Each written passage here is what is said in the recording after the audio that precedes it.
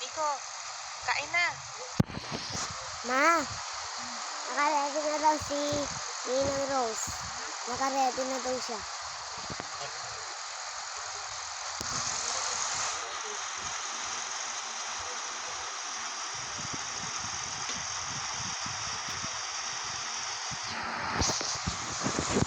So ngayon guys, ako yung control.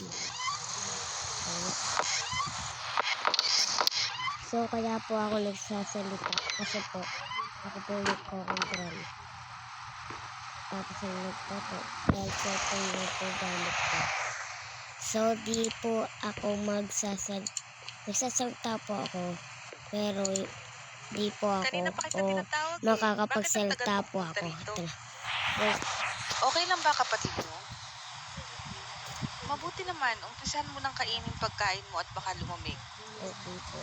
Tara, kain na tayo. Okay. Nagsasalita po ako ng parang mga mama ko o kuya ko. Parang ganun. Kasi naman nagsalita na hindi ako okay lang. Dahil kilala ko naman mga sige. Sige po muna ako nagsasalita. Kamusta naman ang klase nyo? Mga nanikat ko. Ikaw, mag-aral kang mabuti para kumanda ang kinabukasan mo. Hindi yung puro landi at barkada na buong araw na intindihan mo. Mabuti.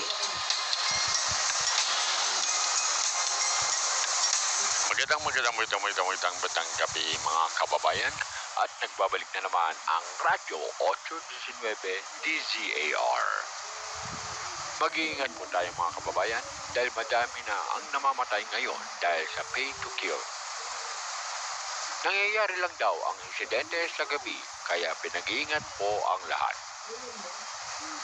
May nahuli na rin na otoridad sa kasong ito at base sa kanila, binabayaran ng nakatataas ang mga tauhan nila na pumatay sa palit ng pera. At mag-iingat na rin kayo dyan sa lugar ng Barangay Sakdudol dahil 2 na po ang namatay sa lugar na yan ayon sa report ng mga kapulisan. At yan lamang po ang ating balita sa mga oras na ito. Salamat po.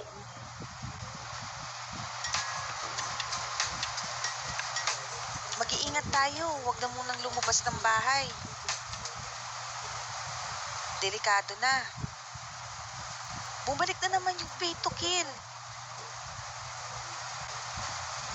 Dati kasi nung mga bata pa kami, marami ang namatay dito sa Barangay Sakdudol dahil sa kaso na yan. Ang dami kasing tao ang naghihirap ngayon kaya wala na silang magawa kundi gawin ang hindi tama para lang kumita ng pera. Nahanap na ng mga